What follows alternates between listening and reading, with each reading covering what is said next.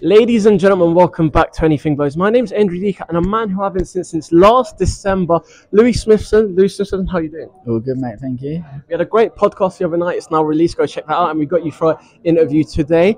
So you are fighting Danny Boardman in a 50-50 contest. Johnny's giving you praise. Everyone's giving you praise. You're going against a Queensbury fighter and a debutant. Do you feel any stress there or any nerves?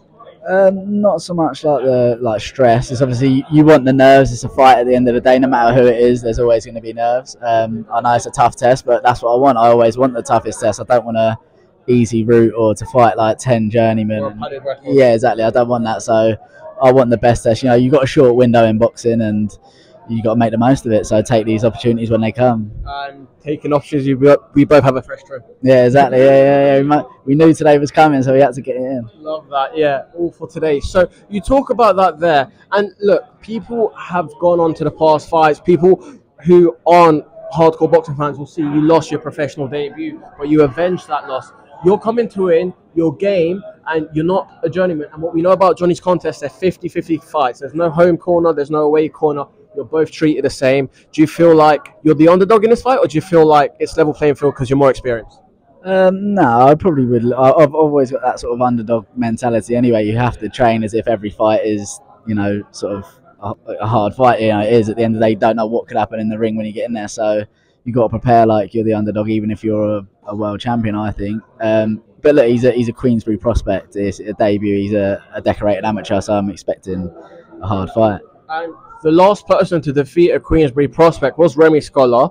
He defeated Jack Oliphant. Sorry, I always get confused. He defeated Jack Oliphant. Then Johnny brought him back on the top tier show. So do you feel like, are you looking at it in the sense that if you do beat him and you get past him, you go on to the big TV shows?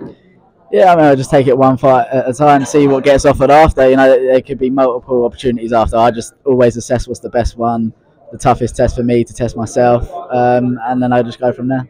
And how much praise that show? Because Johnny gave you praise. Not only are you game, not only are you already ready and you're professional, but he loves having you back on the top tier show, and you've got a point to prove, and God willing, a first win on top tier. Yeah, I think it's just reliability. I show up on weight, I'll fight anyone, don't say no, and I think that's what Johnny likes. Easy for him, just to not have to stress about worrying, like getting someone who might not show up. I show up on weight, and I'll fight anyone, and that's what most promoters like. And what have you added to your arsenal, and how's training changed in going for this fight? Because I see the 5K sprints online, we see the KMD post, we see you here in person, but everyone will see a 5-minute clip, everyone will see a little reel or a story, or a post. But talk about behind it, the dedication, the drive, and you're leaving no corner unturned. Yeah, it's just where it's a tough test. It gets me out of bed in the morning. Sometimes you don't get up for fights when you know that they're not going to be as tough, and that's where I've lacked before. So where I know he's a dangerous opponent, it gets me up and it gets me, ready to go. And you talk about that there. Have you read into him too much, or are you just focusing on yourself? There's not too much on him. I just know that he's a decorated amateur. People that I know sort of like know him, follow him, whatever. So yeah, I'm expecting, a good fight. And penultimate question, just to let you go. What can fans expect on fight night, and what's your final message to Danny Boardman? Is it a knockout? Is it a decision win?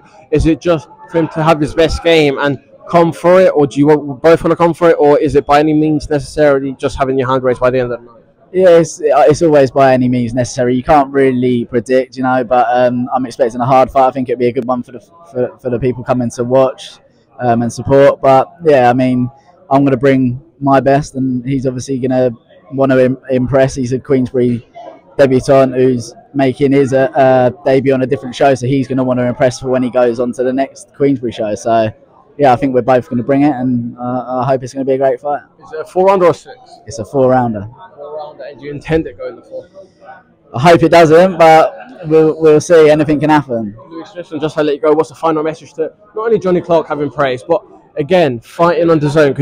I asked it earlier, but could you have ever imagined Dazn? Because people in Spain, people worldwide will be watching this. Yeah, look, it's probably the biggest platform in boxing now. It's sort of taken over, and it's not a surprise though for me that Top Tier's got this platform. The way the show is run, it's unbelievable. So it only suits that they're on the biggest platform. And final message to your fans, your family, your friends, your supporters, everyone that's purchased tickets, spend their hard-earned money to come see you, and everyone that will be watching on the live stream around the world.